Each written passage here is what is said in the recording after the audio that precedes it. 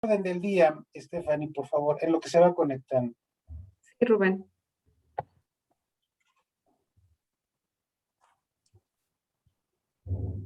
Orden del día de la 11ª reunión plenaria de Grupo Plural, programada para el día de hoy, lunes 3 de mayo de 2021 a las 11 horas. Número 1, apertura de la sesión por parte del maestro Mauricio Valdés, coordinador del SECTEC. Número 2, lista de asistencia, la cual ya ha sido tomada previamente. Número 3, lectura del orden del día. Número 4, desarrollo del conversatorio de género y diversidad con la participación de la senadora Marta Lucía Micher Camarena y de la doctora Patricia Olamendi Torres. 5, preguntas y respuestas. 6, asuntos generales. 7, clausura de la reunión. Muchas gracias, Stephanie. Les reitero la más cordial bienvenida a los integrantes del Grupo Plural, que hoy tenemos esta reunión, que es muy importante porque son de esos temas que requieren actualización al hacer una revisión integral de la Constitución, y tenemos dos invitadas que son muy conocedoras de estos temas. Estoy seguro que vamos a obtener muy buena información para nuestro trabajo. Ya no me marque Araceli, por favor.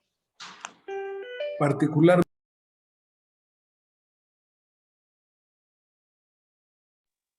Mauricio, apagaste tu sonido.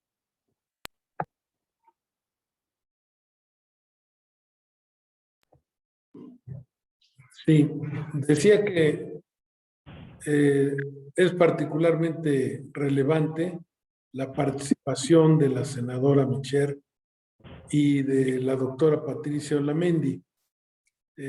Ambas tienen una gran experiencia y conocimiento en el tema y nos sentimos muy honrados de su participación. Verán ustedes que nos van a aportar información que será muy relevante para nuestro trabajo. Son de esos temas que al hacer una revisión integral de la Constitución aparecen como escasos en la actual Constitución, que data de 1995. Bien, ya está conectada la senadora Micher. Bienvenida, senadora. Mucho gusto en saludarla. Y a Patricia Olamendi también, mi excompañera de Cámara de Diputados. Bueno, quiero pedirle a Rubén Islas que conduzca esta parte de nuestra reunión de Grupo Plural y estaremos aquí pendientes. Gracias, por favor, Rubén. Gracias, Mauricio. Muy buenos días. Bienvenidas ambas nuestras dos conferencistas del día de hoy. Y voy a pedir inicialmente a Stephanie que nos haga el favor de leer la semblanza biográfica de la senadora Malú Michel. Adelante, Stephanie, por favor. Rubén.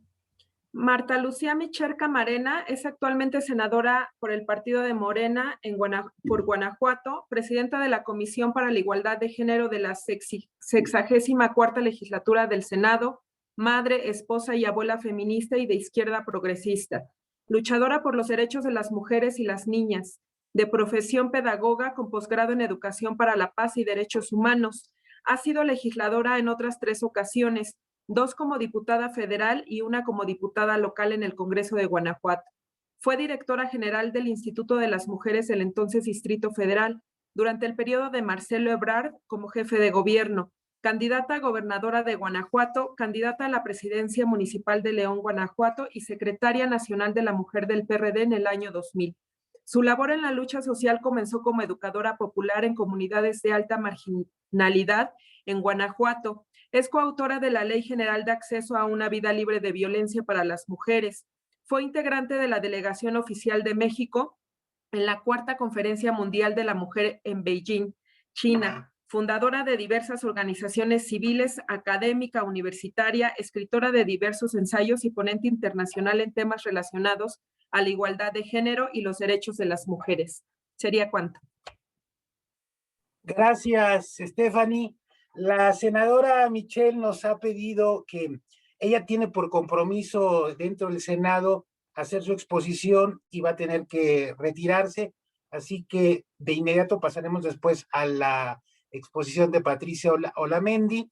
Le comento a la senadora Michelle, estamos en un proceso de reforma integral de la Constitución del Estado de México, que incluso nos puede llevar a una nueva Constitución del Estado de México, y el tema de género es uno de los grandes temas que queremos que quede incluido en el nuevo texto constitucional de la Constitución Política del Estado Libre y Soberano de México. Con ustedes tiene la palabra la senadora Malú Michel. Buenos días a todas, a todos. Muchas gracias, diputado. Es usted un gran compañero. Le agradezco mucho la invitación. Rubén, mucho gusto en reencontrarnos. Gracias a todas y a todos por esta invitación y esta presencia, pues bueno, a través del internet. Tuve algunos problemas, se fue la luz en una buena parte de León y entonces estoy buscando un lugar, me vine a mi casa de gestión y rápidamente ya pudimos conectarnos. Muchas gracias. Bueno, pues esta es una oportunidad, celebro que por fin se decidan, en este caso en el Estado de México, para tener una nueva constitución. Este es un hecho inédito. Les felicito por esta extraordinaria iniciativa. Y bueno, pues quiero decirles que en esta sesión de Parlamento Abierto y esta construcción de nuevas propuestas que viene construyendo el Secretariado Técnico para el Análisis y el Estudio de la Reforma Constitucional y el Marco Legal del Estado de México, es importante decir que analizar, revisar, discutir, proponer y aprobar pues forma parte del trabajo ordinario de los congresos locales, así por supuesto del Congreso de la Unión. Sin embargo, existen momentos distintos, momentos políticos en los que hay que hacer un alto para revisar a profundidad un marco normativo como es precisamente la Constitución. La reunión que tenemos el día de hoy para ver diálogos sobre la Constitución, perspectiva de género y diversidad sexual, nos encanta, nos anima y nos invita a reflexionar la importancia de reflexionar, de incorporar dos perspectivas de suma importancia en el mundo actual: la perspectiva de género y la perspectiva de la diversidad, que se entrelazan entre sí, que caminan juntas y que acompañan y deben acompañar siempre el actuar legislativo, sobre todo de las mujeres. El 6 de junio de 2019 se publicó en el Diario Oficial la reforma a 9 artículos de la Constitución Política de los Estados Unidos Mexicanos en relación con la aplicación de la paridad entre hombres y mujeres en todos los poderes públicos y niveles de gobierno, conocida como la reforma La Paridad en Todo, que tengo el gusto y el honor de haber sido parte de esta gran iniciativa como iniciante, como presentadora de esta iniciativa. Asimismo, el 13 de abril del 2020 se publicó en el Diario Oficial diferentes disposiciones sobre, para prevenir, atender, sancionar, reparar y erradicar la violencia política contra las mujeres en razón de género. Estas reformas, ambas reformas, fueron desarrolladas y fueron instrumentadas incorporando precisamente la perspectiva de género y desde una visión, por supuesto, progresista para alcanzar lo que llamamos la igualdad sustantiva. Me voy a detener aquí porque no quisiera que no habláramos el mismo idioma ustedes y yo. Tenemos que hablar el mismo idioma, tenemos que entender, no dar nada por supuesto, y que a todas y a todos nos quede muy claro qué significa la perspectiva de género, qué significa, por supuesto, la diversidad y qué entendemos por igualdad sustantiva. La igualdad sustantiva se refiere y forma parte de un paquete de igualdades a las que nos convoca Naciones Unidas.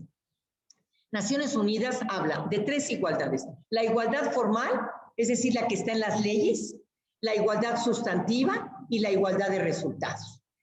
Cuando hablamos de igualdad formal, estamos hablando de todas estas leyes, ordenamientos, todo lo que regula de alguna manera nuestro derecho a participar, nuestro derecho al principio fundamental que es la igualdad, todo lo que está en las leyes. La segunda, que es la igualdad sustantiva, es aquella que se refiere a la modificación de todas aquellas circunstancias que rodean a las mujeres para ejercer a plenitud sus derechos humanos. ¿Qué quiere decir eso? Que yo tengo una ley general de acceso a una vida libre de violencias, pero no tengo juezas y jueces capacitados, no tengo policías capacitados y capacitadas, no tengo funcionarias y funcionarios, no tengo centros de atención, no tengo estas circunstancias que rodean a las mujeres para poder trabajar sobre la igualdad sustantiva.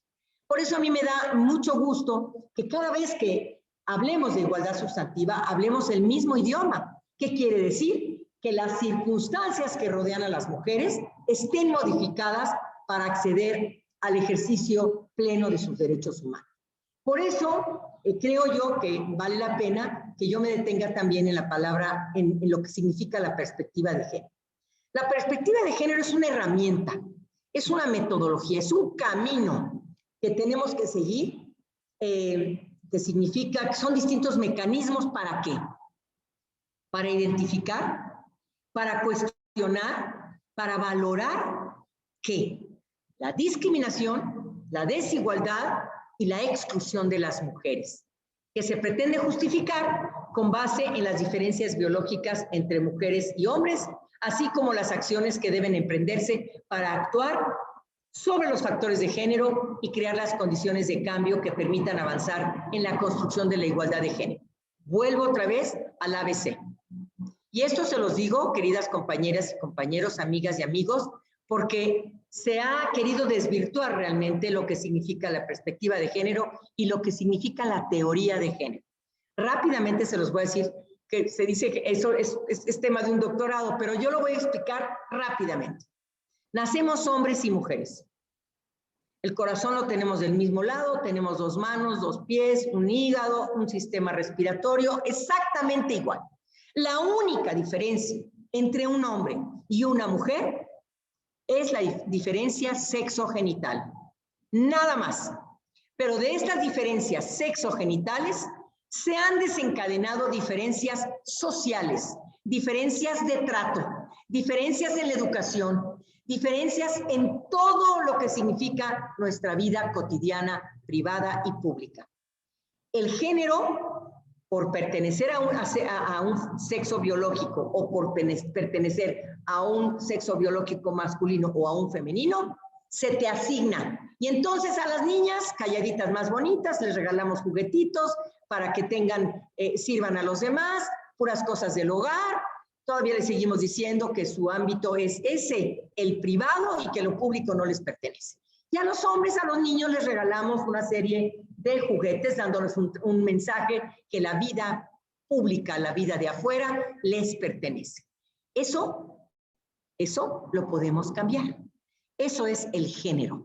Y lo podemos transformar. Podemos educar a las niñas y a los niños de manera distinta, sin discriminar y sin estos mensajes que tanto daño le han hecho a la sociedad, construyendo machos, construyendo misóginos, construyendo familias que protegen más los derechos de los niños y no de los de las niñas, alimentando de manera distinta, obligando a las niñas a vestirse de manera distinta, pensando, etc.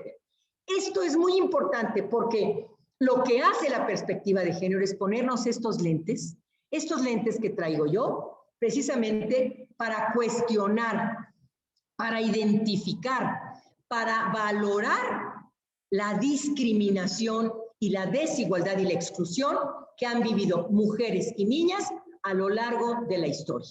Y entonces, con el pretexto de que somos diferentes biológicamente, pues se agarran de ese pretexto biológico y entonces venga una diferencia en el trato y una diferencia en las oportunidades. Y esto es lo que nuestro Congreso del Estado de México tiene que evitar. Tiene que evitar que no haya ninguna exclusión, ninguna discriminación y que, como es el artículo 1 de nuestra Constitución, todas y todos somos iguales ante la ley, sea una realidad en su Constitución. Por eso, hablar de la perspectiva de género quiere decir hablar de la perspectiva de la desigualdad. Cada vez que decimos con perspectiva de género, quiere decir tengamos en cuenta de no abrir más la brecha de desigualdad, sino de estarla cerrando en el acceso pleno al ejercicio del derecho en condiciones de igualdad. Entonces, la perspectiva de género debe estar presente en el trabajo parlamentario de manera transversal.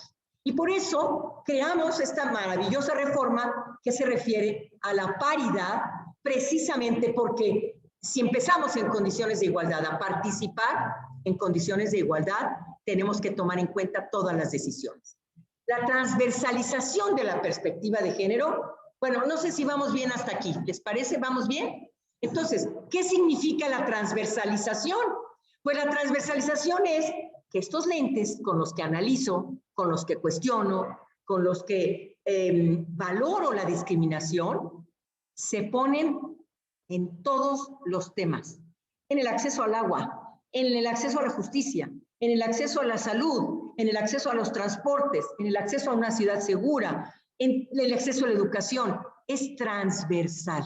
Y eso es lo hermoso de lo que hemos construido las mujeres y el feminismo. Este feminismo que aporta, que no se pelea, este feminismo que realmente trabaja por hacer patente la igualdad entre mujeres y hombres. Entonces, ¿qué es la transversalización de la perspectiva de género? Pues es una estrategia para incorporar la perspectiva de género en todos los ámbitos. La transversalidad es una herramienta metodológica para garantizar la inclusión de la perspectiva de género como eje integrador en todos los instrumentos, en las políticas, en las prácticas de índole legislativo, de índole administrativo, de índole ejecutivo o de índole reglamentario.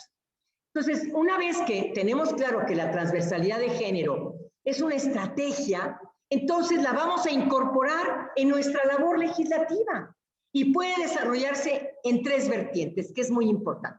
Uno, en la composición paritaria de los órganos legislativos, así como en la integración de las comisiones. Otro, en las propias modificaciones legales a los distintos cuerpos normativos que permitan desarrollar la igualdad de género de forma sustantiva. Y otro, en la misma, en la forma misma de la redacción y de la presentación de textos normativos. Permítame tantito.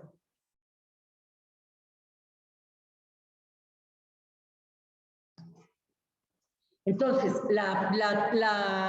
híjole, se va a hacer un ruido. Estoy pidiendo a ver si me prestan un ventilador, pero va a parecer que voy a subir un avión, mejor no. Déjenme, no, o ponlo por allá, que no haga tanto ruido, porque son dos esos que hacen un ruidero y no me voy a subir a ningún avión. Bueno, gracias por su paciencia, de verdad. Bueno, entonces, yo creo que con este ABC que les di, que es de un doctorado, son 5 años de todos estos temas, pero sí quiero que hablemos, que tengamos el mismo piso y que hablemos el mismo idioma.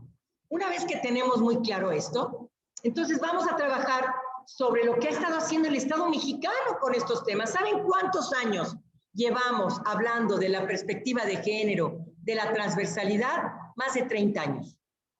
Fíjense, México forma parte de los estados que integran las Naciones Unidas. Bueno, nada más les digo que en 1993, 94, se dijo, todos los derechos humanos son derechos de las mujeres y todos los derechos de las mujeres son derechos humanos. Imagínense, hasta 1993, 94. Es increíble que lo hayamos hecho cuando tenemos constituciones que son del siglo antepasado. Esto lo digo porque México ha estado firmando constantemente tratados internacionales y tenemos tratados que ahora son parte de nuestra Constitución y que no podemos desdeñarlos. Uno es la más importante, la Convención para la Eliminación de todas las formas de discriminación contra la mujer. Y ahí es extraordinario cómo va hablando precisamente de asegurar el pleno desarrollo y adelanto de las mujeres. También pues tenemos la recomendación número 23 relativa al artículo 7º sobre la eliminación de todas las formas de discriminación contra la mujer. ¿Qué quiere decir esta recomendación? Que México, como integrante de Naciones Unidas, cuando signa un documento, hay un organismo, una instancia en Naciones Unidas que le da seguimiento al cumplimiento. Y entonces se han estado emitiendo recomendaciones a México. Y estas recomendaciones las tiene que seguir el Estado mexicano. Y tenemos muchas otras en las que habla de la vida política, de la vida pública de un país donde debe integrar a las mujeres. Tenemos también la Convención Interamericana para prevenir, sancionar y erradicar la violencia contra las mujeres, pero también tenemos una norma marco para consolidar la democracia paritaria elaborada por ONU Mujeres y el Parlamento Latinoamericano y Caribeño. No me quiero detener, yo les voy a mandar este documento con mucho gusto, Rubén, para que ustedes lo distribuyan, pero sí quiero decirles algo. La ausencia de perspectiva de género en el diseño de las iniciativas de ley en los congresos no ha hecho más que mantener y justificar los privilegios masculinos en las esferas productivas, laborales, económicas y familiares, lo que ha impedido y ha limitado la participación y el desarrollo de las mujeres en distintos espacios. ¿A qué le llamamos? ¿Cómo le llamamos a esto? Ceguera de género. Ceguera de género. Y no queremos una constitución política del Estado de México con ceguera de género. La queremos incluyente, con perspectiva de género y transversal. Esto es importante porque la desigualdad está presente. Si nosotros en el Estado de México no contribuimos a cerrar la brecha, lo único que haremos es esto. Subir, subir, subir y mantener. Y lo que queremos es cerrar la brecha de género en el acceso al ejercicio de los derechos. Entonces, por eso, ya hablé de la incorporación de la perspectiva de género, ahora voy a la incorporación de la diversidad en las reformas legales que se discuten en el Estado de México. Y es importante, voy a recalcar que aunque no existe un desarrollo claro de la forma en que esta perspectiva deberá estar integrada en las legislaciones, así como en las acciones de política pública, a diferencia de la perspectiva de género, donde hemos avanzado bastante bien a lo largo de décadas, se debe de entender también como una obligación transversal para asegurar la igualdad y el derecho a la no discriminación. Entonces, hablar de diversidad sexual desde esta perspectiva permite reconocer que las sexualidades, junto con el género y junto con la corporalidad, no son realidades meramente biológicas y estáticas, sino que varían en función de la historia y de la sociedad.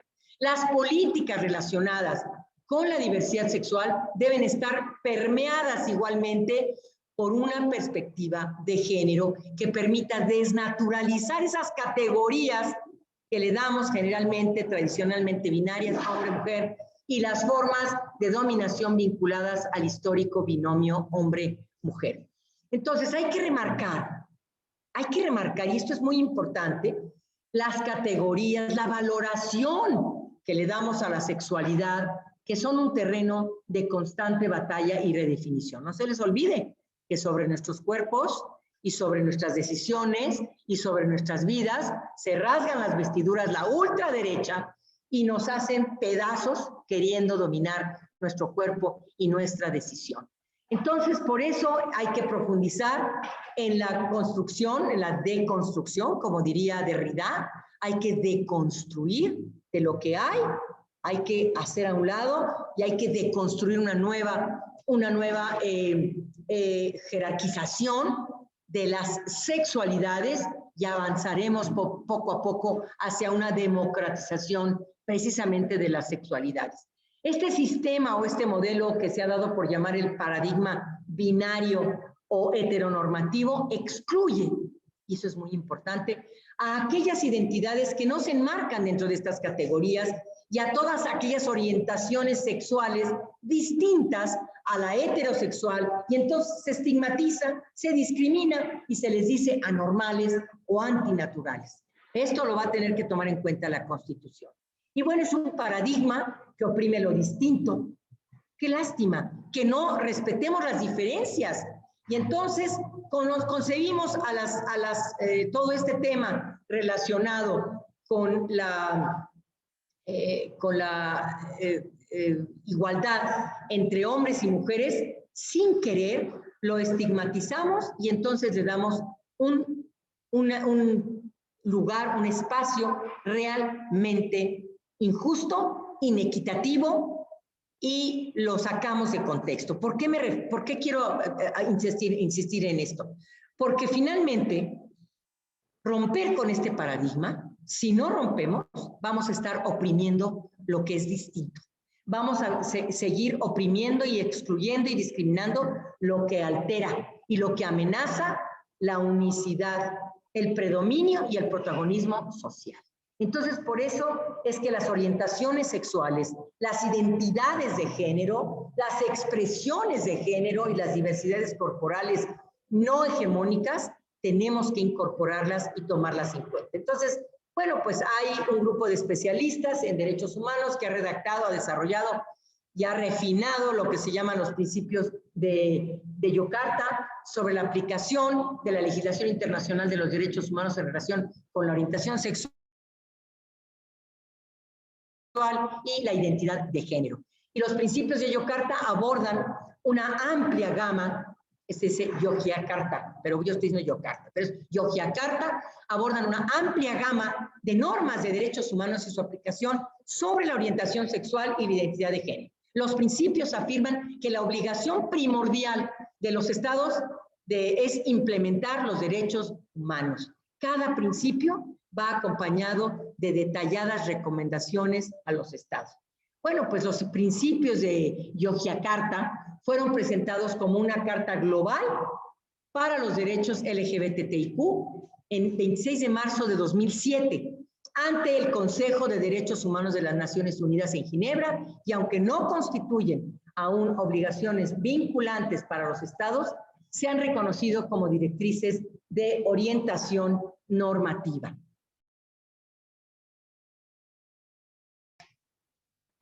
Entonces, en el artículo 2 de los principios de Yogyakarta trata específicamente de los derechos a la igualdad ante la ley y la no discriminación, y cómo se relacionan con la orientación sexual, con la identidad de género, y además da cuenta de las múltiples y complejas razones por las cuales se discrimina. Bueno, ¿qué vamos a hacer? Vamos a incorporar la diversidad sexual en las normas y en las reformas, perdón. Bueno, recapitulando, para incorporar la perspectiva de género y la perspectiva de diversidad sexual en un nuevo andamiaje legal, gracias, debemos, 1, cumplir con el principio de igualdad sustantiva en todas sus vertientes. 2, cumplir con el principio de no discriminación en su dimensión más amplia y garantía posible. 3, asegurar la paridad de género en todos los ámbitos de la vida pública. 4, reconocer los impactos diferenciados de las normas y de las políticas públicas entre mujeres y hombres. 5, identificar factores estructurales de desigualdad y eliminarlos. 6, que es muy importante, y no se aceptan burlas ni comentarios de la Real Academia Española, que nos ha hecho pedazos con la incorporación de un lenguaje incluyente. Y el 6 es incorporar un lenguaje incluyente en todas las disposiciones. ¿Por qué hablamos de un lenguaje incluyente, queridas compañeras y compañeros? Porque el lenguaje es un instrumento de lucha. Lo que no se nombra no existe. Y cuando hablamos de niños, en el imaginario aparecen nada más los niños. Nosotras queremos traer a su mente también a las niñas, a las mujeres. Por eso es tan importante para nosotras un lenguaje incluyente, porque no es lenguaje de Fox, ni es un lenguaje de moda, es un lenguaje antropológico que trae ante ustedes la desigualdad que hemos vivido las mujeres y las niñas a lo largo de la historia.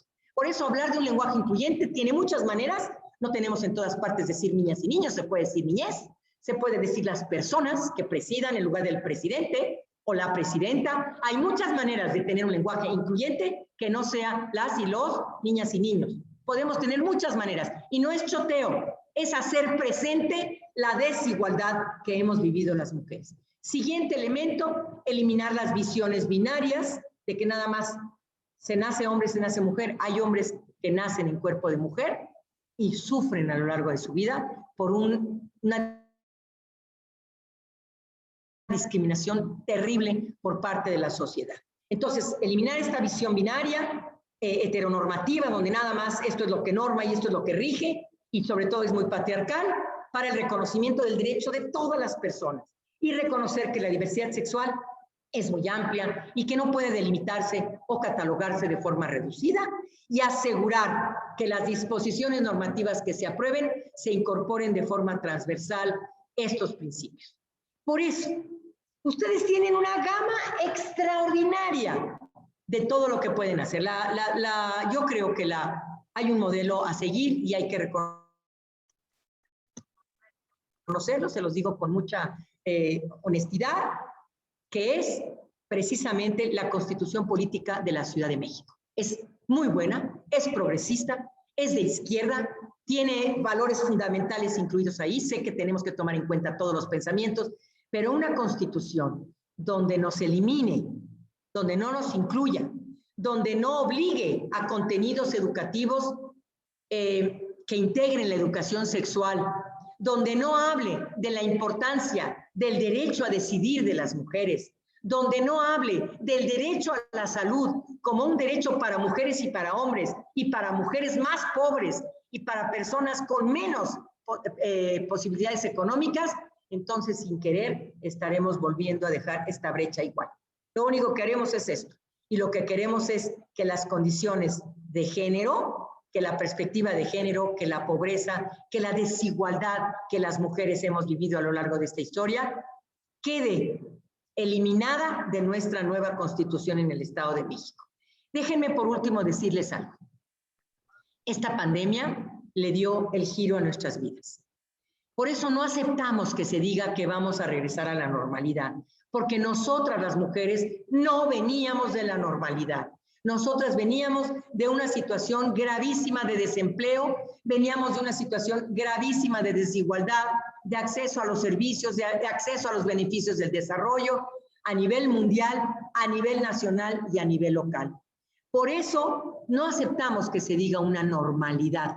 Lo que queremos es que se diga una nueva realidad para las mujeres. ¿Saben ustedes que nosotras somos el 80% del empleo no formal en el país? Dejamos de trabajar en los salones de belleza, fuimos despedidas como empleadas del hogar, ya no pudimos vender afuera de las escuelas, ya no pudimos vender ropa interior, ya no hubo quien nos pagara por lavar ajeno, y se vino una catástrofe sobre nuestras vidas porque nos fuimos como ustedes también, a nuestras casas. Algunos no eran hogares, y entonces sobre nosotras recayó no solamente la alimentación, no solamente la administración, la educación de hijos e hijas, sino también el cuidado de personas adultas que están, o personas enfermas, y recayó sobre nosotras todas esas responsabilidades. Yo estoy muy contenta con muchos hombres que se dieron cuenta y valoraron lo que significa el trabajo doméstico, el trabajo de cuidados, y se incorporaron y dijeron, no puede ser que todo esto tenías que hacer. Sí, esto tenía que hacer. Y también hay que hablar con ellas porque se dedicaron a hacerlo todo ellas y no a democratizar al interior de los hogares las responsabilidades. Pero eso tiene que ver también con un mensaje del Estado que a veces no contribuye a ello. Sin embargo, yo sí les digo algo importantísimo. Venimos a una nueva realidad que queremos que cambie, y si queda plasmado en la Constitución, compañeras y compañeros, mis respetos, porque ustedes están legislando para mujeres, para hombres en condiciones de igualdad. No queremos ser iguales a los hombres, que quede muy claro. Nosotras queremos igualdad en las oportunidades, igualdad en el trato y no ser discriminadas. Y si eso queda en un documento como la Constitución, que estoy segura que sí será, porque ustedes son personas progresistas, personas con un alto nivel de compromiso con una sociedad democrática, seguramente saldrá un extraordinario documento. Hay muchas leyes generales que van a tener que quedar plasmadas en nuestra Constitución. Por ejemplo, legislar, que la Constitución permita legislar sobre un código estatal en el Estado de México, código estatal. Otro tema que tiene que ser incorporado es sobre el sistema de cuidados. Tienen ustedes que incorporar eso en su artículo el que corresponda, para que puedan ustedes tener normas y leyes que legislen, y ya lo vamos a hacer. Ya llegó de la Cámara de Diputados una modificación a la Constitución en materia de cuidados. ¿Qué quiere decir? Que el Estado es responsable de quienes cuidamos, tomemos la decisión o no de ser o no cuidadoras. Y de hacer uso de nuestro tiempo libre como nosotras queramos. Y el Estado que se responsabilice de mí como cuidadora y que me ofrezca a mí la oportunidad de hacer con mi tiempo y con mis capacidades lo que yo desee, mientras otra persona cuida a mis personas, a mis enfermos o a mis enfermas. Es muy importante lo que va a pasar y muy interesante lo que está sucediendo en este país. Así es que adelante, acompañaré con mucho gusto estas reformas, cuenten con todo mi apoyo y reconozco la importancia de esta consulta y la participación en este marco legal de la Constitución. Cuenten conmigo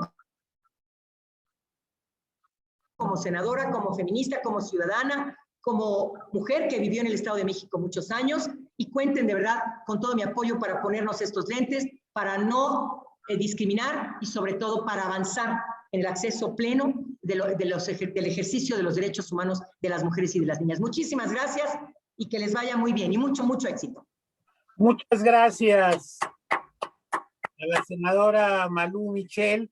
Malú, no sé si tendrás unos minutitos para una pequeña ronda de preguntas y respuestas contigo, o ya estás muy ajustada en tus tiempos. Ya me están matando en la otra reunión. Ajá. Ya me están matando, pero hago una cosa. Puedo hacer esto, puedo salirme de esta reunión, ¿no, verdad? Ya me están esperando ya. ¿Ya? Bueno, lo que podríamos hacer también, Malú, quisiera hacerte la invitación de una vez desde ahora, sí, porque en el próximo mes, ya terminada la veda electoral, porque ahorita no podemos transmitir por Facebook ni por redes, vamos a tener ya una parte muy importante de la reforma, que es el Parlamento abierto. Perfecto. Hasta el día de hoy llevamos ya 1,500 personas inscritas en el Parlamento abierto del Estado de México para la reforma de la Constitución. Entonces te podríamos invitar para que esta misma exposición la pudieras hacer con los compañeros y compañeras que se han inscrito en el Parlamento abierto durante el mes de julio, una vez terminada la elección. Pues cuenten con ello. Pues Mauricio y yo te agradecemos mucho tu intervención, ha sido de gran riqueza y te deseamos buen día. Muchas gracias. Gracias a ustedes, mucho éxito, diputadas, diputados, que les vaya muy bien. Buenas tardes. Gracias. Bye, bye. Voy a pedir ahora a Xóchitl Arzola que nos haga el favor de hacer la presentación de la doctora Patricia Olamendi, que es nuestra siguiente invitada el día de hoy a esta sesión del Grupo Plural. Por favor, Xóchitl, si quieres hacer la presentación. Gracias.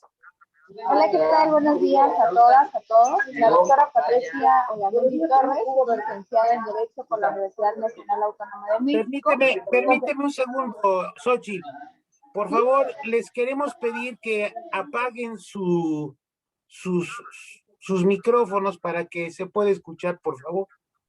¿Por ahí alguien tiene un micrófono prendido? Listo. Les decía, la doctora Patricia Olamendi Torres es licenciada en Derecho por la Universidad Nacional Autónoma de México. Cuenta con estudios sobre delincuencia organizada por el Instituto de la Seguridad de París en Francia. Cursó 2 maestrías en la Universidad Iberoamericana en Derecho y Derechos Humanos. Además es doctora en Derecho por el Instituto Universitario de Puebla. Recientemente ocupó el cargo de consultora externa para la Oficina de las Naciones Unidas contra la Droga y el Delito en México, en el marco del programa de fortalecimiento para la seguridad de grupos en situación de vulnerabilidad, teniendo a su cargo la elaboración del programa y manual de formación dirigido para policías del ámbito federal, estatal y municipal en materia de prevención y atención de la violencia en contra de la mujer. Participó como instructora sobre investigación de redes criminales y modus operandi para la Unidad Nacional de Atención a la Trata. Fungió como funcionaria de las Naciones Unidas como representante residente de ONU Mujeres en El Salvador. y ante el Sistema de Integración Centroamericana. Fue integrante del Grupo de Trabajo del Consejo de Derechos Humanos de las Naciones Unidas sobre la cuestión de la discriminación contra la mujer en la legislación en la práctica de 2012 a 2015. También realizó el primer estudio sobre la trata de mujeres en Tlaxcala, en la que se consideran elementos cuantitativos y cualitativos derivados del análisis de las declaraciones de víctimas de estos delitos. Elaboró para ONU Mujeres el protocolo para la investigación del feminicidio, mismo que se ha propuesto como guía de investigación para América Latina. Así también, en su calidad de consultora internacional de la Oficina del Alto Comisionado de Derechos Humanos de Naciones Unidas, elaboró para El Salvador el protocolo de investigación del feminicidio. También capacitó a fiscales y jueces en la aplicación de las leyes contra la violencia hacia las mujeres. Actualmente preside el Instituto de Formación en Justicia y Derechos Humanos, ETC, y es coordinadora del Diplomado Internacional Género y Derechos Humanos del Instituto Mora, profesora en el CIDE en materia de seguridad pública y derechos de las víctimas. Es autora de los libros El feminicidio en México, El cuerpo del delito, Los derechos humanos de las mujeres en la justicia penal y Las mujeres en la legislación mexicana, publicadas por Editorial Porrúa, entre otros. Ha recibido diversos reconocimientos, entre los que destacan el reconocimiento al mérito ciudadano, Ciudad de México, reconocimiento a su labor como abogada de las Américas, encomienda del número de mérito civil, otorgada por los Reyes de España, premio Clara Zetkin, otorgado por las organizaciones de la sociedad civil por su trabajo a favor de la igualdad en la ley, y actualmente también es coordinadora de Nosotros Tenemos Otros Datos.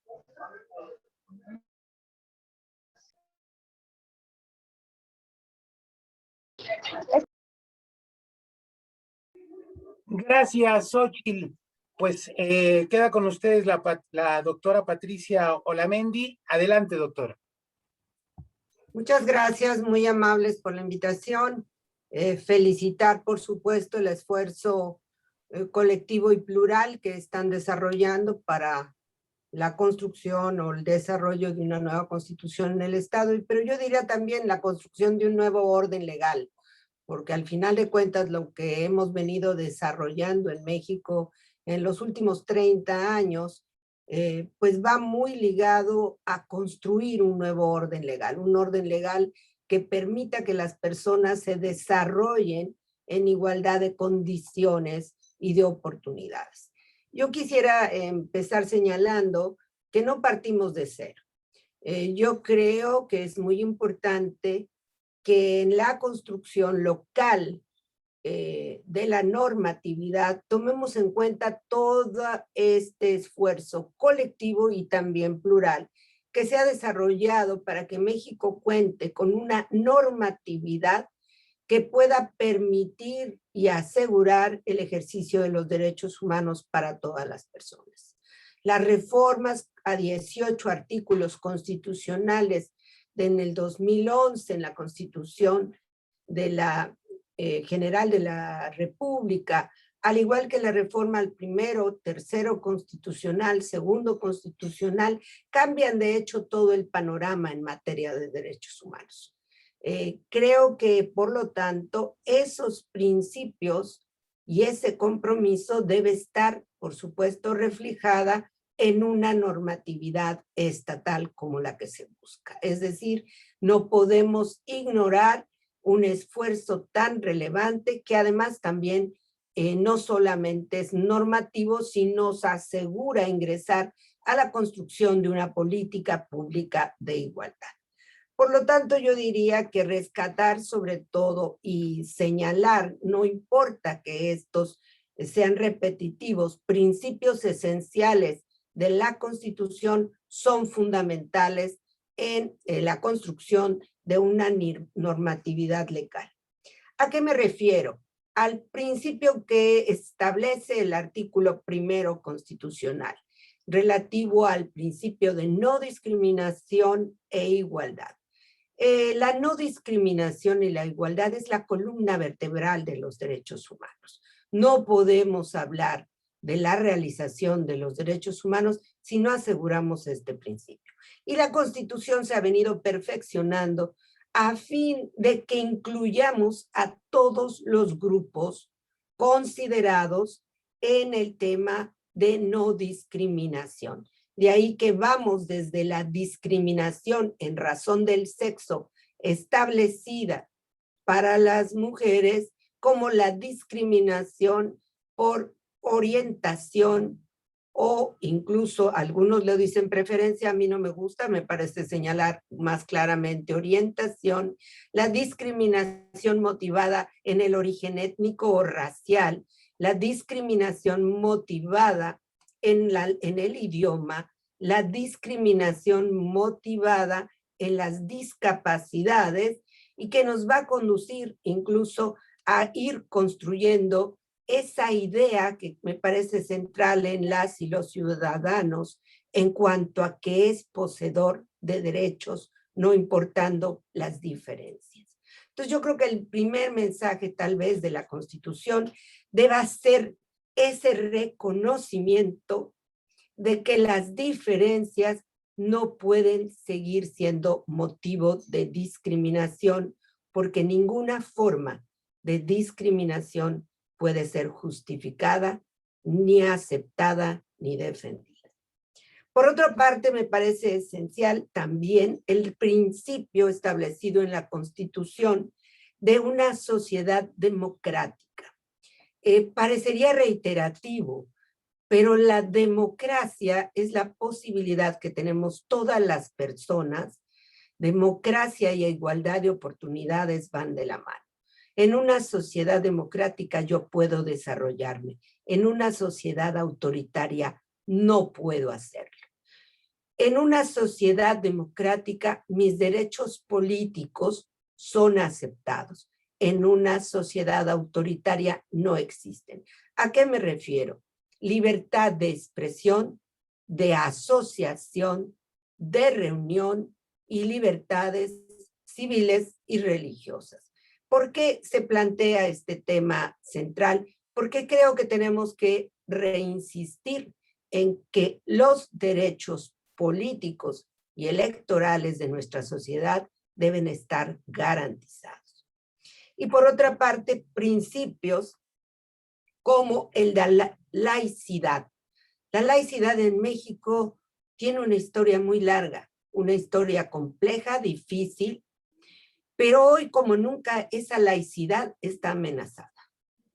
La laicidad es lo único que permite a las personas disfrutar plenamente de sus libertades religiosas.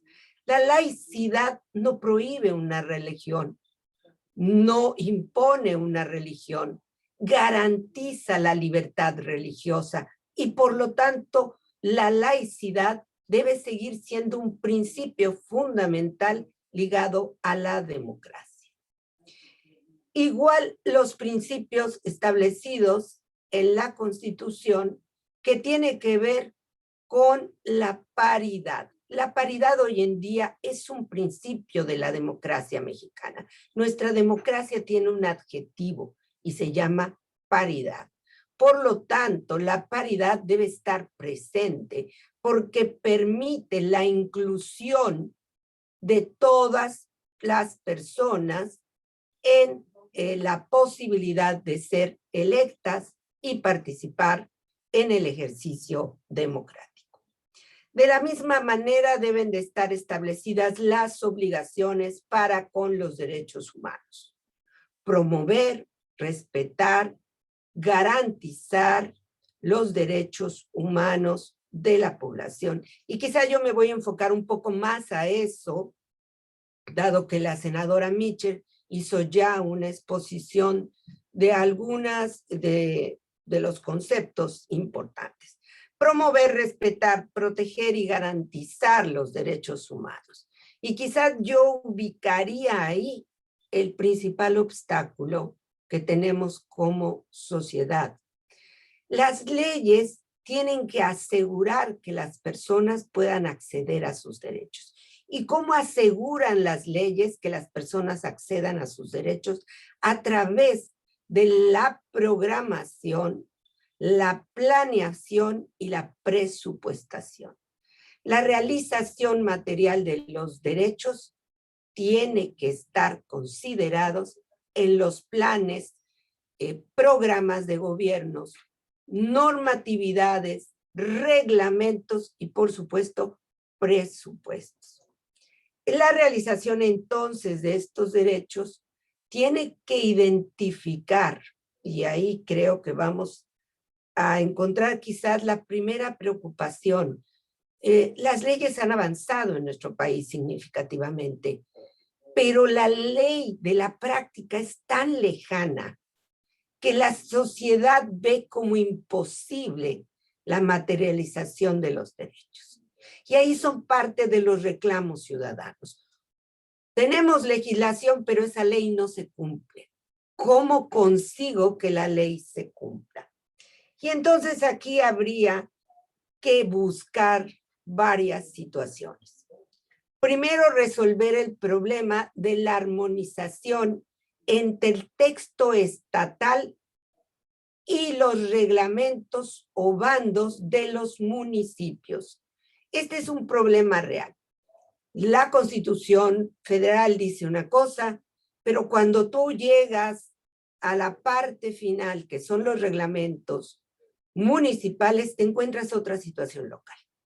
Te encuentras obstáculos difíciles de resolver. Tiene que resolver también problemas de identificación de las poblaciones a las que está dirigida la ley. Esto es bien importante. Quisiera poner un ejemplo en el Estado de México que quizás pueda ilustrarnos. Muchas de nuestras leyes fueron construidas hace muchos años y yo he dicho que heredamos leyes viejas.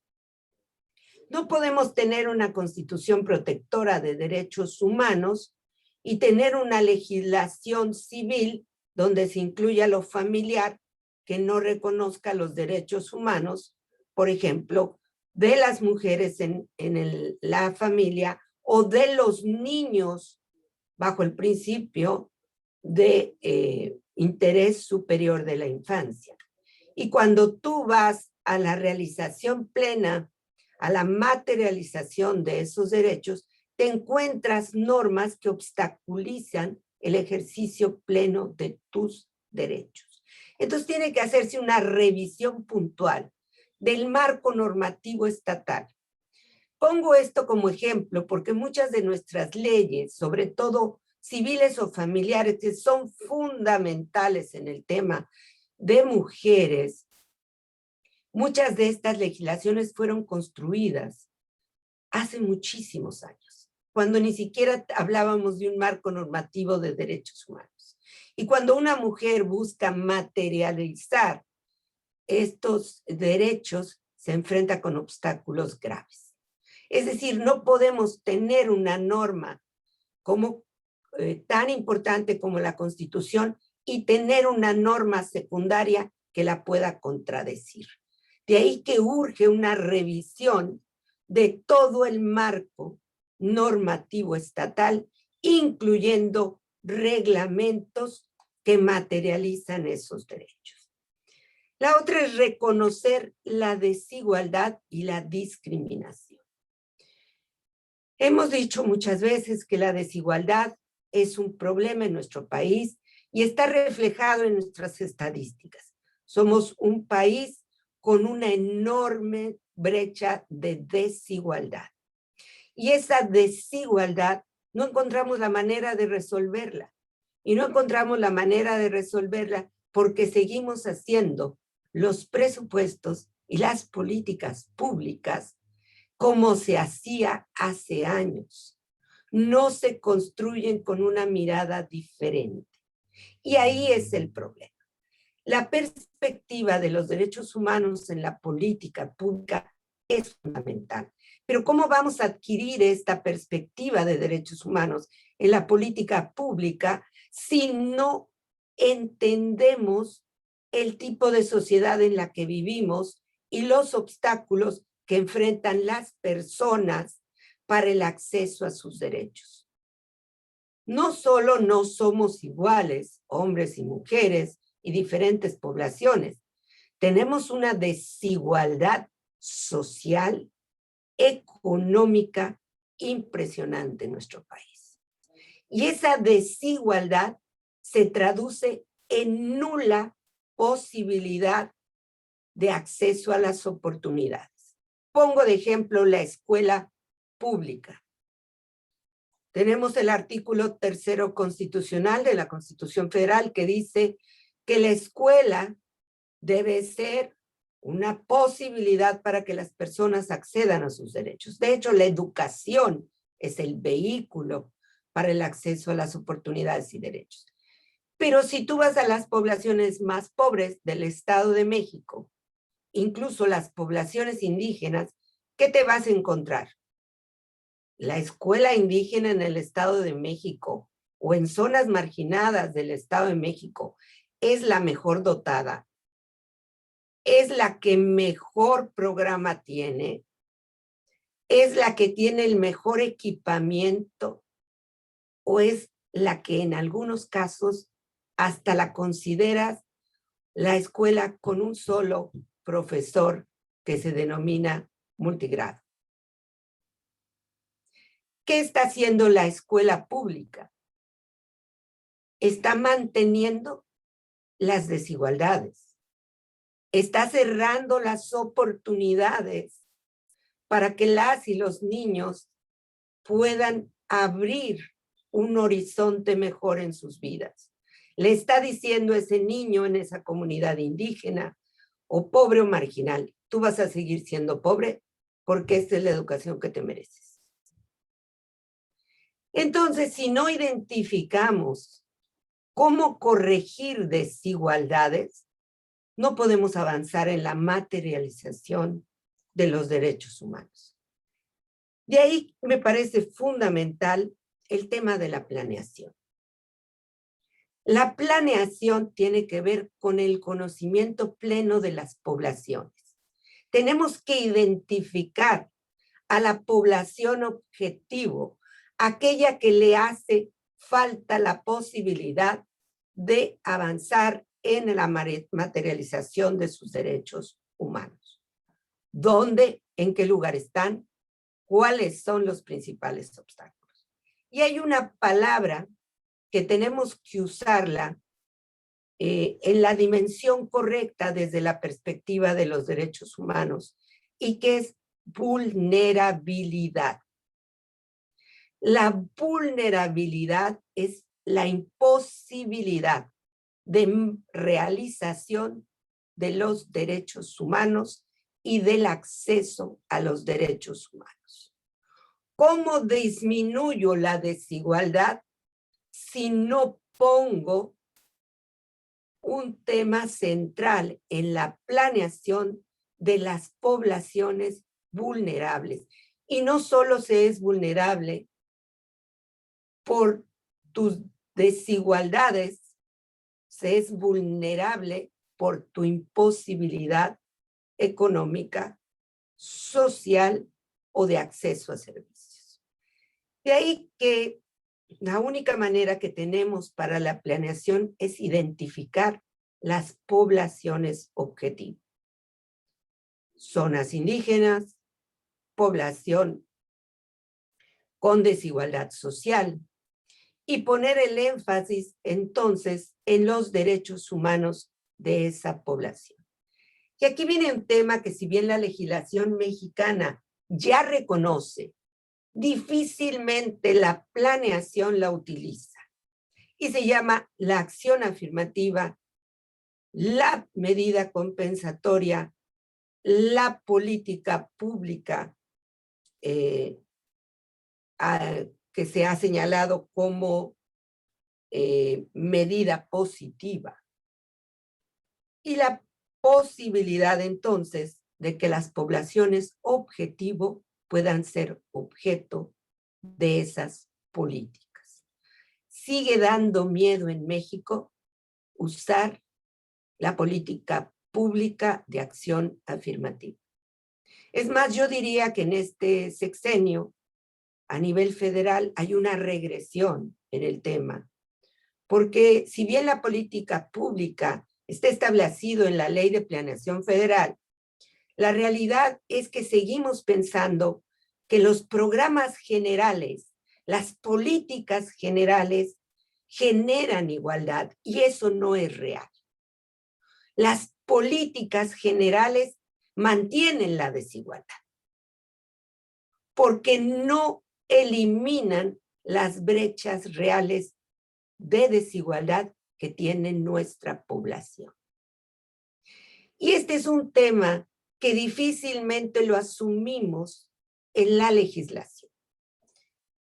La Convención, el Pacto de Derechos Económicos, Sociales y Culturales, el Pacto Internacional de Naciones Unidas, tiene una frase muy importante que la tenemos que aprender a usar en el diseño de la política pública, y es aquella que dice que los estados están obligados hasta el límite de sus posibilidades para construir políticas que permitan la materialización de los derechos humanos. Y habría que pensar cuáles son esas poblaciones objetivo y cuáles son las políticas compensatorias. El otro tema que también hablamos muy comúnmente en México y que luego tampoco nos explicamos es la progresividad de los derechos humanos. La progresividad de los derechos humanos no se construye con una vara mágica ni con una frase en un texto normativo. La progresividad de los derechos humanos se va construyendo de la mano de la política de aplanación y de la política de presupuestación. ¿Y esto a qué quiero llegar? Que tenemos que identificar en nuestras sociedades, y de ahí que ya las y los legisladores y los planeadores de política pública tengan que ser como cirujanos que permitan realizar una intervención correcta. Es decir, tenemos que tener claridad de en qué sociedad vivimos, dónde están nuestros problemas centrales y qué tipo de intervención requieren determinadas poblaciones. Y yo diría con dos visiones diferentes. ¿En dónde están nuestros obstáculos? Nuestros obstáculos pueden estar en necesidades básicas de la población. ¿Por qué es tan importante enfrentar las necesidades básicas de la población? Porque yo puedo pasar todo el momento, una gran parte de mis esfuerzos personales pueden ir a ser relativos al tema de la vivienda, del agua, del transporte, de los servicios. Si no resolvemos necesidades básicas de la población, es muy difícil avanzar a otro nivel. De ahí se ve la progresividad de los derechos humanos. El derecho al agua es un derecho.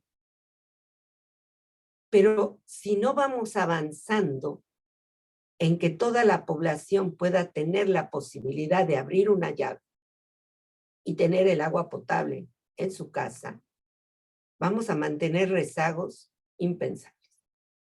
La escuela pública, el transporte es un tema central, y más en el Estado de México, con ese enorme territorio que te conecta de un lugar a otro. El transporte público es un tema estratégico para la ciudadanía, porque le permite aminorar tiempos, ¿verdad? Garantiza seguridad, y es un tema central en la familia. Yo he dicho, yo no entiendo por qué en México nuestra escuela pública no tiene transporte público para niñas y niños. ¿Cuántos problemas nos ahorraríamos de seguridad si las niñas y los niños pudieran subirse en un transporte escolar y tener sus alimentos escolares y no dejar a la buena de Dios el que se suba un niño o una niña a un transporte público? No estoy diciendo nada que ustedes no conozcan.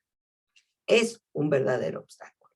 De ahí que identificar necesidades básicas es fundamental. Necesidades estratégicas: seguridad, justicia. No podemos seguir teniendo sociedades donde la impunidad nos gana, porque no tenemos suficientes policías, suficientes agentes del Ministerio Público, y porque nuestros poderes judiciales trabajan unos cuantos días a la semana y unas cuantas horas. Y tenemos pocos jueces para el volumen.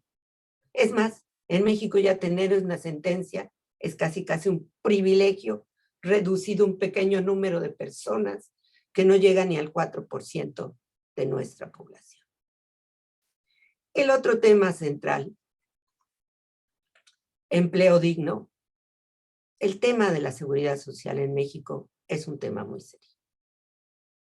El acceso a temas relacionados con la seguridad y, por supuesto, el sistema de cuidados.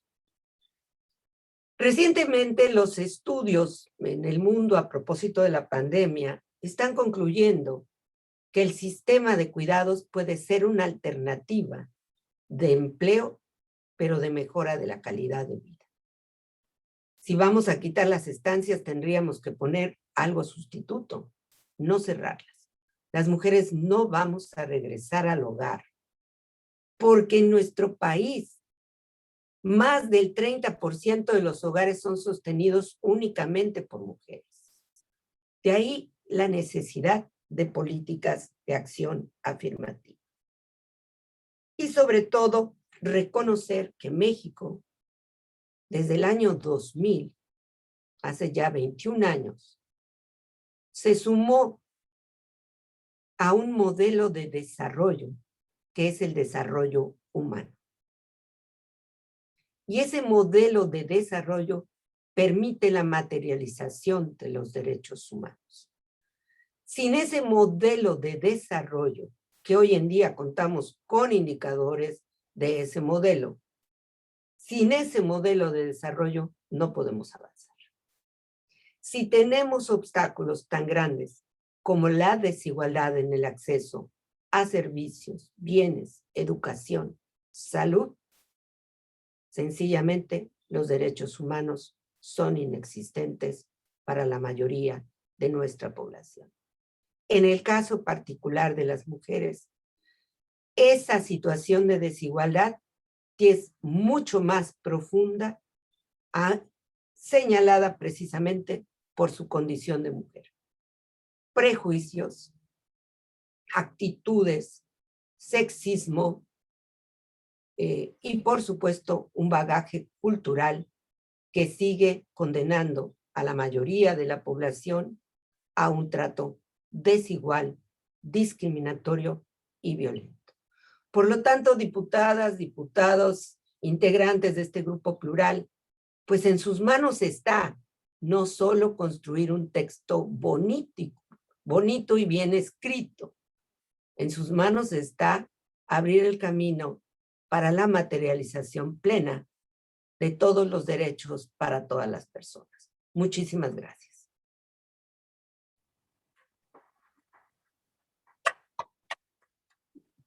Muchas gracias a la intervención de la doctora Olamendi. Creo que ha sido de una gran riqueza, no solamente para el tema que tratamos el día de hoy, que es género y diversidad, sino para todo el tema correspondiente a los derechos humanos. Me parece que ha sido una gran conversación del día de hoy. Vamos a pasar, si la doctora sí lo quiere, a una ronda de preguntas y respuestas de nuestros miembros del grupo plural. Adelante, quienes quisieran intervenir. Está abierto a la palabra para aquellos que quisieran. ¿Quién quisiera hacer alguna intervención? Adelante. Palmira Tapia, adelante. Sí, hola. Pues felicitar a las dos ponentes, a la senadora Patricia, muchas gracias por participar en este ejercicio. Yo soy Palmira Tapia, solamente para poner en contexto, no soy legisladora, pero integro el secretariado técnico que tenemos justo la tarea de hacer una revisión de la Constitución vigente y del marco legal en el Estado de México.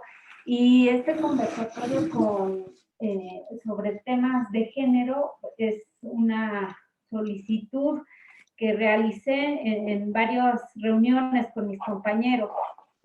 Y a mí en lo personal pues me parece importante porque es de manera sistemática pues una falta de participación de mujeres en este ejercicio que estamos teniendo. Lo puedo ver en las reuniones de Zoom. Generalmente yo soy la participante y las compañeras que participan también con Rubén. Entonces, lo que yo quisiera comentar, Patricia, pues es, a ver, si tenemos algún consenso es que la Constitución Federal vigente pues fue hecha por hombres. Y más allá del lenguaje que se pudiera revisar, pues hay una noción del mundo y del Estado y de la sociedad plasmada en la Constitución, y creo que algo similar pasa aquí en la Constitución del Estado de México. Y desde luego, además de hacer, de incorporar las cuestiones que se han hecho a nivel de los legisladores y las legisladoras en esta materia en paridad de género, como en esto que se llama paridad en todo, ¿no? Y que pues es sí o sí que todos los estados deben realizar reformas a sus constituciones y marco legal justamente pues para atender este principio. En el Estado de México, al abrir esta caja casi de Pandora, ¿no? Y todas las expectativas que trae consigo pues una revisión de la Constitución, mi inquietud es, bueno, ¿cómo vamos más allá de estas reformas muy puntuales que ya conocemos y que ya se han hecho en la legislatura mexiquense, que está todavía trabajando? O sea, se ha estado haciendo una serie de reformas pues que siguen la pauta nacional, pero esos son puntos que estarán de acuerdo, pues no necesitaba abrir toda la revisión de la Constitución local y probablemente en un escenario futuro una nueva Constitución en el Estado de México. A mí lo que me inquieta es, Patricia, pues cómo generamos esta revisión desde una perspectiva de género cuando los que estamos haciendo este ejercicio en su gran mayoría pues son hombres, y si eso tiene alguna repercusión de lo que estamos hablando. Ya te platicarán, vamos a realizar Parlamento Abierto próximamente en las siguientes semanas, una vez que pase la elección, y ahí pues de manera, quiero pensarlo de manera espontánea, pues los interesados que quieren participar de este ejercicio harán y lo harán siguiendo sus agendas y sus temas, ¿no? de interés para la sociedad organizada y ciudadanos que tuvieron la oportunidad de inscribirse. Sin embargo, ahí tampoco soy muy optimista y creo que también va a haber la mayoría de los participantes serán hombres. Y con esto no quiero decir que los hombres no puedan hablar de temas de paridad, así como por el hecho de ser mujer tampoco te convierte en una feminista ni en una experta, ni siquiera de la obligación de creer en estos temas, ¿no?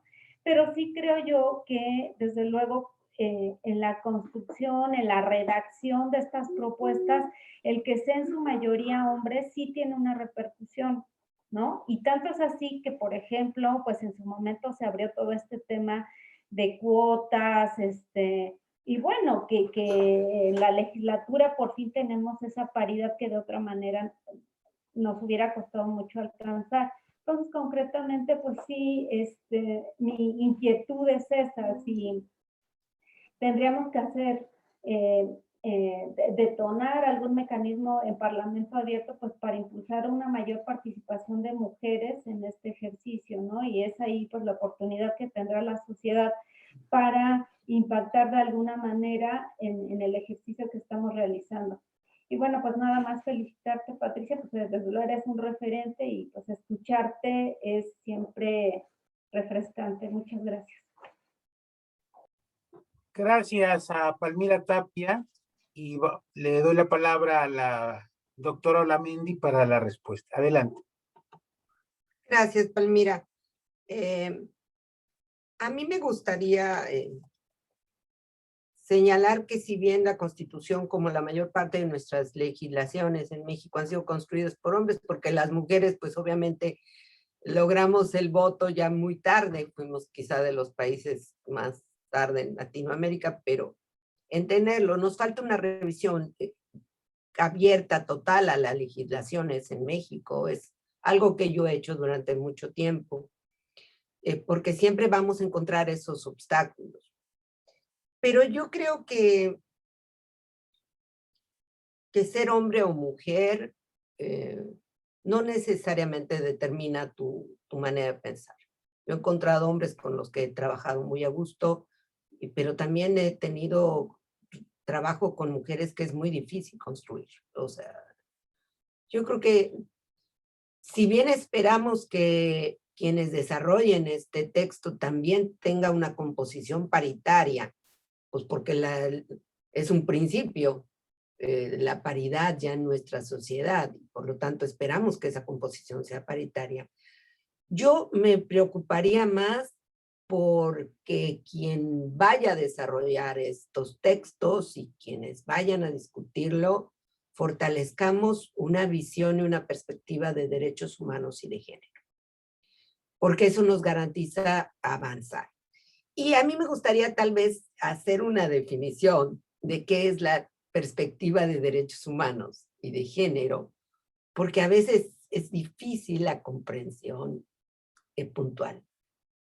Yo parto para tener esta perspectiva en principio de una visión crítica de la sociedad en la que vivimos.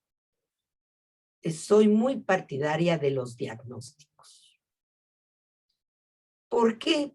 Porque el conocimiento de la realidad te permite pensar en otras formas de resolver los problemas. Cuando las personas no tenemos un conocimiento real de lo que sucede en nuestra sociedad y una visión crítica de nuestra sociedad, resulta muy difícil buscar cambios. Por lo tanto, la visión crítica de la sociedad es fundamental. Yo diría, tienen ustedes la posibilidad de tener la mejor información posible, porque hoy en día los datos estadísticos no mienten, ¿verdad? Hoy en día la información es fundamental para saber a qué sociedad va dirigida la normatividad que quieres construir. La otra situación son los diagnósticos que pueden hacerse por determinadas áreas. Pobreza, salud, vivienda, educación, acceso a empleo, composición familiar, jefatura femenina.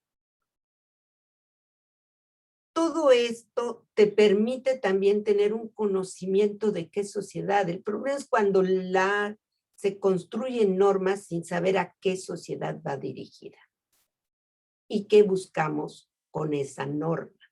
La norma tiene un objetivo. No es solamente llenar de palabras, es un objetivo. Y ese objetivo son una población. También te permite tener una visión clara de la discriminación. Muchas personas consideran, y en muchos años en México, se dijo que no había discriminación, que había desigualdad. La desigualdad es consecuencia de la discriminación. Entonces, tener claridad de la discriminación y de las diversas expresiones de la discriminación en la sociedad en particular es fundamental.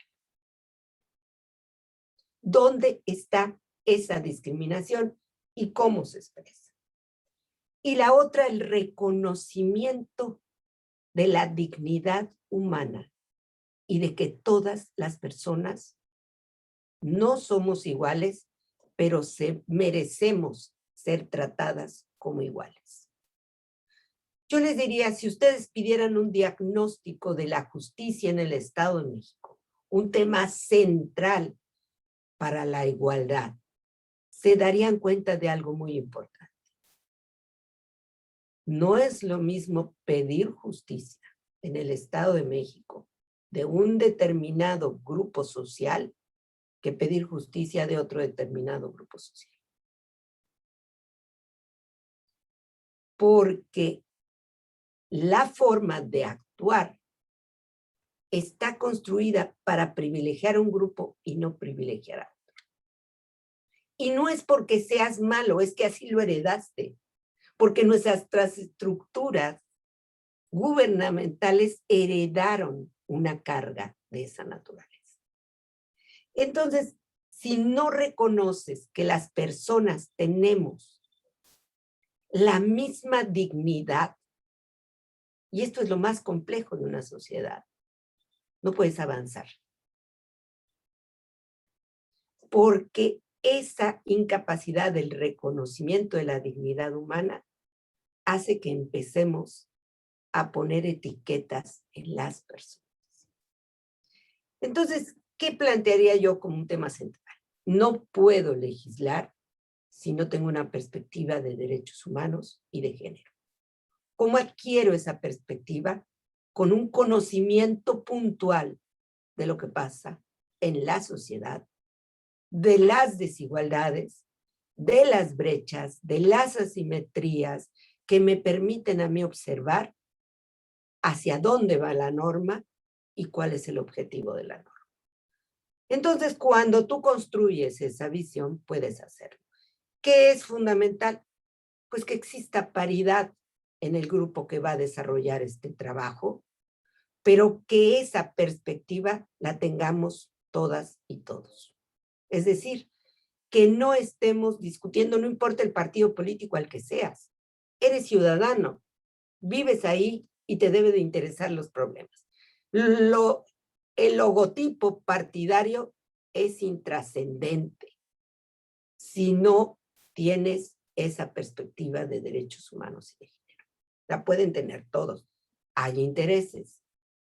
Pero yo les diría, si tienes esa perspectiva, lo partidario es secundario. Si no tienes esa perspectiva, pues quién sabe qué vas a hacer. A lo mejor vas a copiar un texto, pero no lo vas a hacer. Y lo otro, tener en mente la materialización de los derechos humanos. Las personas no nos sentimos poseedoras de derechos. Eso tiene que quedar claro. En México las personas no nos sentimos poseedoras de derechos. Nos sentimos desiguales porque no me han dado un mensaje de que yo valgo lo mismo que la otra persona. Y esa es quizá la parte más compleja de la legislación. No sé si alcanzo a explicarme, pero este tema tiene que ver también con tu convencimiento de que eres de este país. Yo les diré en este momento, las mujeres en México no nos sentimos conformes con lo que pasa en México. Nos sentimos ofendidas con lo que pasa en México. Nos sentimos vulnerables. Nos sentimos incapaces porque no logramos acceder a nuestros derechos. ¿Qué mensaje le vas a dar a las mujeres mexiquenses?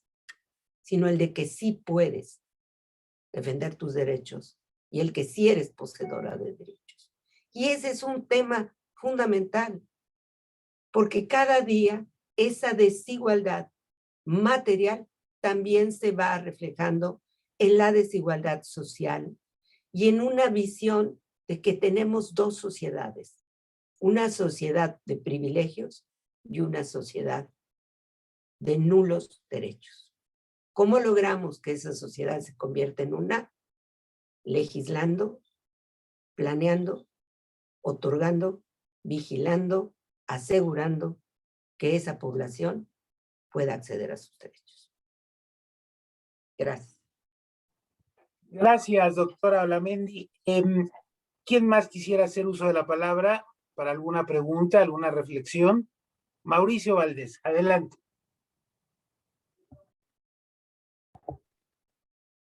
En primer lugar, agradecerle a mi querida amiga Patricia Olamendi su participación. Siempre ha sido una mujer brillante, talentosa y de una expresión clara. Desde que la escuchábamos en la Cámara de Diputados, siempre he visto su objetividad y su claridad.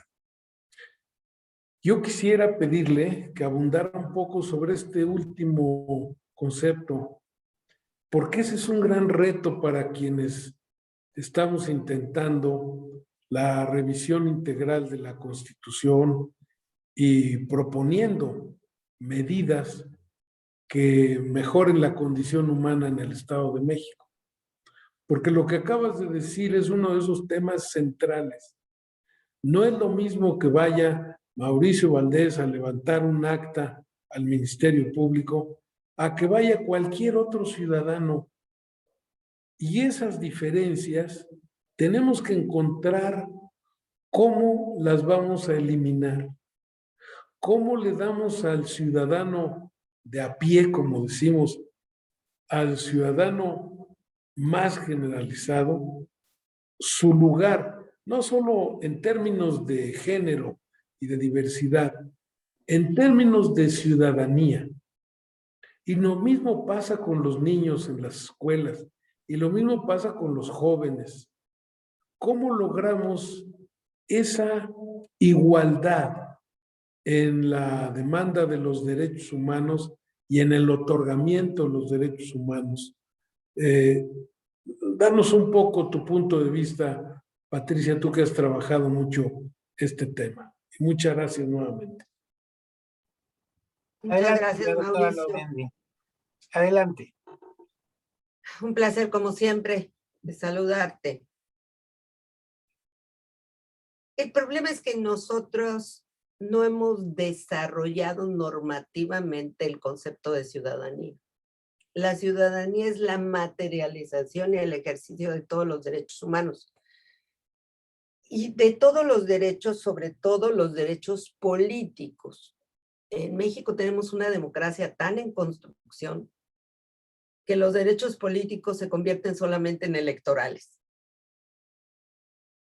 Y la libertad de expresión, de opinión en los asuntos públicos y de política pública,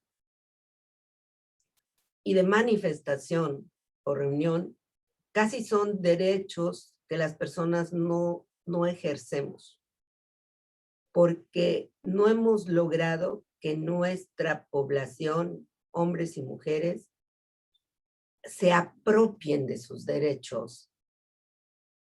Yo digo que cuando te apropias de derechos es como si te convirtieras en un superhéroe, porque esa apropiación de derechos genera un cambio mental en las personas.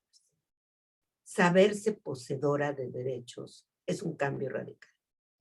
Pero ese saberse poseedora de derechos y ejercer y demandarlos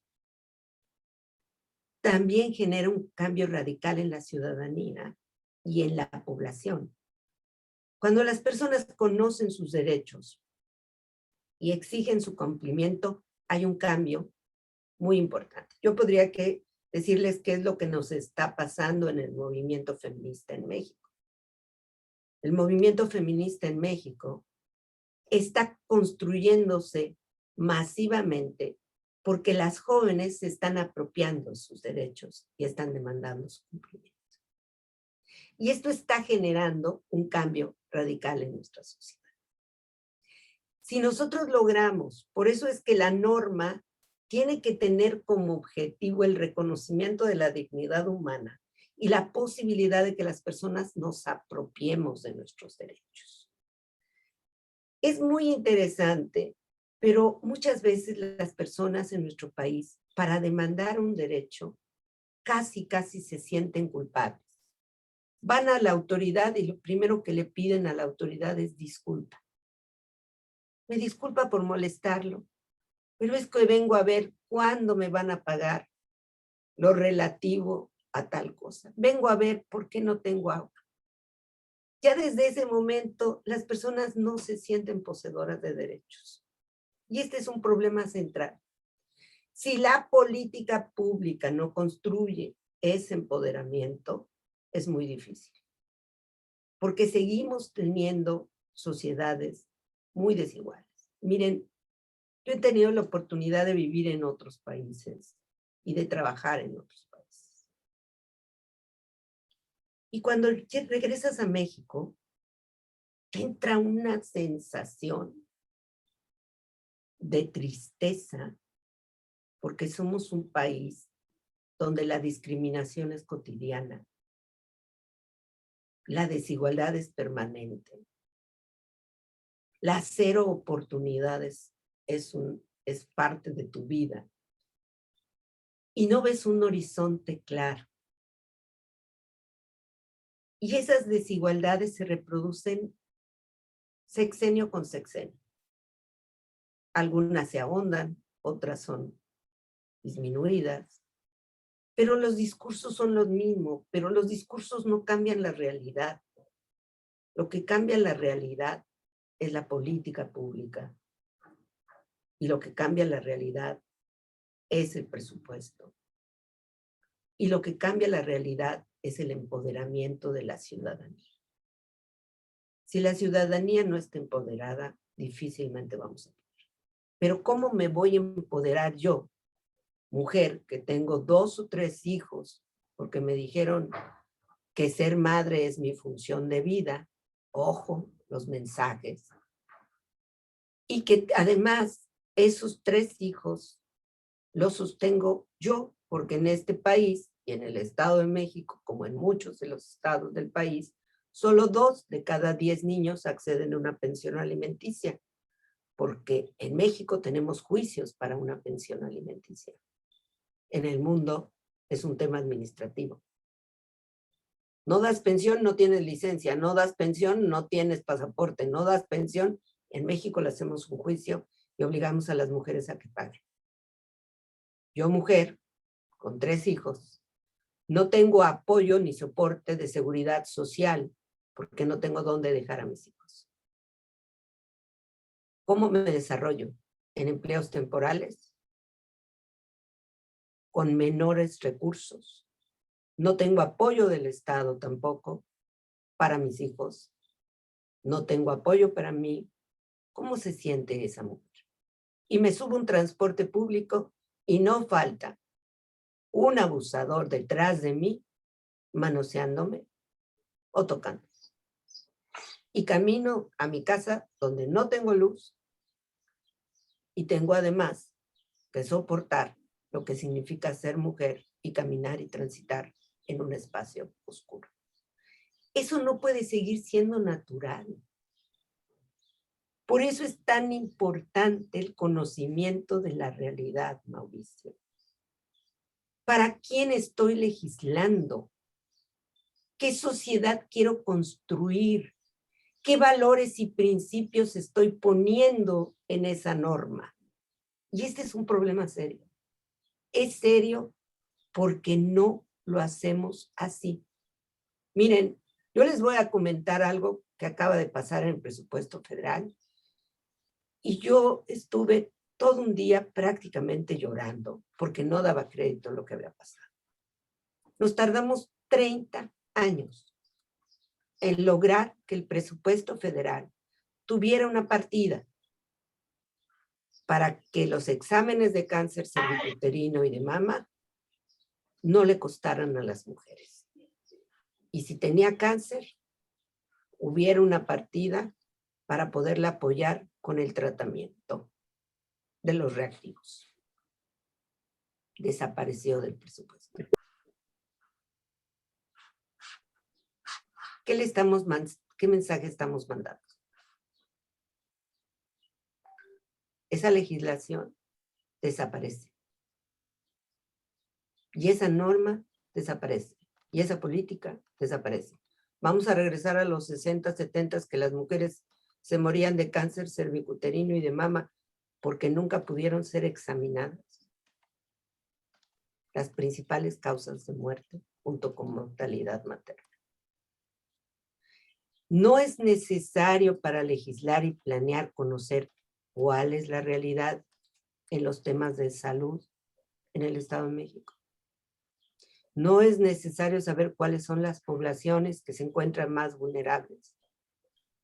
Entonces, si nosotros no construimos partiendo de un principio fundamental, todos y todas somos iguales en dignidad y derechos. Si no construimos esa norma, esa política pública, y no etiquetamos un presupuesto con acciones afirmativas, es imposible acabar con la desigualdad, la violencia y la discriminación en nuestro país. Es imposible. ¿Por qué seguimos manteniendo a jueces y a ministerios públicos que maltratan a las personas por el solo hecho de ir a denunciar? Las mujeres se quejan más del maltrato que reciben de las autoridades, a veces del daño que fue ocasionado. No entiendo. Construyamos nueva normatividad, pero avancemos hacia una sociedad en donde este tipo de cosas ya no se permiten. Pongo estos ejemplos, pueden ser muy elementales, pero nos habla de que no estamos tomando en cuenta la realidad que vivimos. ¿Qué les digo yo? Tomemos en cuenta la realidad del Estado de México. Hagamos un diagnóstico claro, preciso, por áreas, por poblaciones, por municipios, por edades, por sexo, por desigualdad, y ese diagnóstico nos va a permitir construir una normatividad con nombre y apellido. ¿Se vale? Sí se vale. Las leyes ya no son generales. Los derechos humanos hicieron posible que las leyes tengan nombre y apellido. Hagamos una normatividad de esa naturaleza. Ese va a ser un cambio radical en un México tan desigual. Y ese lo pueden hacer ustedes. Y yo creo que hay que apostarle sin miedo a esa legislación que vaya dirigida a las personas en razón de su condición y la discriminación de la que es objeto. Muchas gracias. Gracias, doctora Olamendi. ¿Alguien más quiere hacer el uso de la palabra? ¿Alguna pregunta? José Luis Uribe, del Partido Revolucionario Institucional. Adelante, José Luis. Muchas gracias. Muy buenas tardes a todas y a todos. Mi intervención tiene que ver precisamente con un reconocimiento amplio, pleno, sentido a las dos expositoras. Me doy cuenta y lo digo en este foro que ante sus exposiciones se hace evidente, se hace urgente, se hace necesario respaldar a las mujeres sin ninguna reserva. La pasión con la que expusieron el tema, sobre todo los derechos de las mujeres, creo que nos da una dimensión de la desigualdad que todavía persiste en la sociedad. Y eso creo que se tiene que corregir como una acción urgente e inaplazable. Llegar a una igualdad sustantiva entre mujeres y hombres es el reto que debemos asumir en este grupo plural. Seguramente lo tendrán que asumir también los legisladores en su momento. Y creo que atendiendo a las palabras que la doctora Patricia señaló al final de su última intervención, nos corresponde plantear la incorporación de un apartado, de un capítulo, de un libro específico en la Constitución que hable de los derechos de las mujeres. Estimo que la desigualdad tan lacerante que hay en estos momentos, en estos tiempos en nuestro país entre hombres y mujeres, inicialmente se va a poder equilibrar en la medida en que nos veamos forzados, todos los ciudadanos, a cumplir la ley. Así como recientemente hubieron reformas a la Constitución en materia de violencia política contra las mujeres en razón de género y se establecieron medidas y sanciones para evitar que ocurran, estimo que se pudiera establecer un capítulo, o como se denomine un libro, en la propia Constitución, que atienda de manera puntual y específica la mención de los derechos de las mujeres. De esa manera, ese rezago cultural idiosincrático que tenemos por razones históricas, pudiera reducirse. Sabemos que es difícil cambiar el pensamiento y la forma de ver el mundo de las personas, pero creo que un paso importante en este sentido será obligarnos, perdón que lo diga, a que estas leyes generales se particularicen o se especialicen en torno a los derechos de las mujeres. Si va a haber ya un capítulo, ya hay un capítulo de derechos humanos, no nos quita nada desprender de ese capítulo de derechos humanos otro cable de los derechos de las mujeres y se establezcan no solamente las sanciones, sino las vías o los mecanismos institucionales para darles garantía. Efectivamente, hay una inequidad muy grande en el trato que reciben las mujeres y el trato que recibimos los hombres. Es tiempo de que acabemos con él. Y desde la representación que tengo, creo que es uno de los temas en los que todos nos vamos a poner de acuerdo, independientemente de los colores o las siglas o las visiones que cada quien tiene, porque es un tema que ya no amerita ninguna espera. Reconozco, doctora, reconozco también a la senadora que intervino en primer término, la pasión con la que expresa el tema de igualdad de las mujeres, y creo que la dignidad humana tiene que prevalecer sobre cualquier otro derecho humano que en este momento esté reconocido en la Constitución. Le agradezco y le reconozco su visión y agradezco al secretariado técnico que nos hayan dado la oportunidad de profundizar en este tema que es, además de interesante, es de atención apremiante. Muchas gracias. Gracias, José Luis. No sé si la doctora Olamendi quisiera hacer algún comentario sobre lo que ha dicho nuestro amigo José Luis Uribe del Partido Revolucionario Institucional. Totalmente de acuerdo. Yo creo que, insisto, ya las leyes no pueden seguir siendo generales.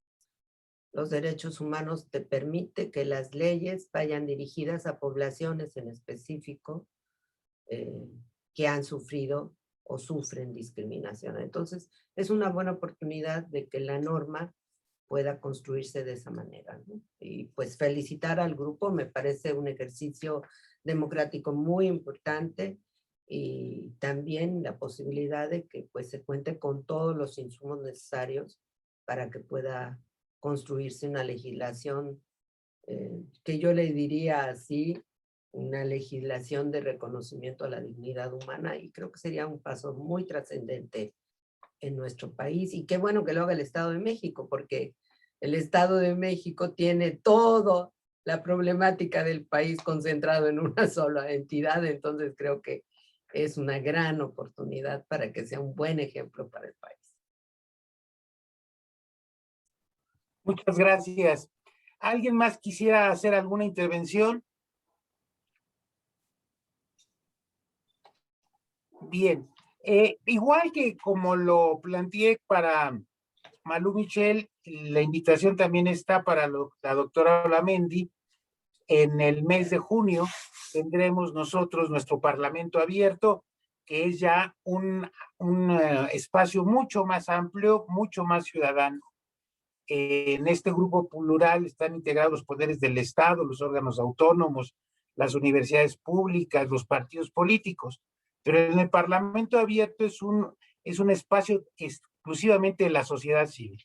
Hasta el día de hoy tenemos 1,500 personas inscritas, van a funcionar como si fuera realmente un parlamento en pleno y en comisiones, y tener conversatorios con ellos sobre estos temas va a ser muy rico, y vuelvo a insistir en la invitación para que pueda participar con nosotros en un conversatorio con los integrantes del Parlamento abierto en el próximo mes de junio. Voy a pasar el uso de la palabra a nuestro coordinador Mauricio Valdés, pues para que haga el cierre de la sesión de hoy, que ha sido realmente muy rica en uno de los grandes temas que serán de mayor profundidad en el nuevo texto de la Constitución del Estado de México. Adelante, Mauricio. Muchas gracias. Solamente reiterar nuestro agradecimiento a Patti Olamendi y a Malú Micher por su participación y desde luego a los integrantes del Grupo Plural. Creo que ha sido muy enriquecedora estas reflexiones y este conocimiento. Y bueno, ya sabemos que, como lo dijo alguna vez un experto, las constituciones no hacen milagros, pero pueden ayudar mucho a la transformación. Y creo que sí, vamos en ese camino. Así es de que muchas gracias, muy buenas tardes y mañana a las 11, recuerden el diálogo con medios de comunicación. Muy interesante lo será. Muchas gracias. Gracias. Hasta pronto, Pati. Saludos. Gracias. Buena tarde a todas y todos.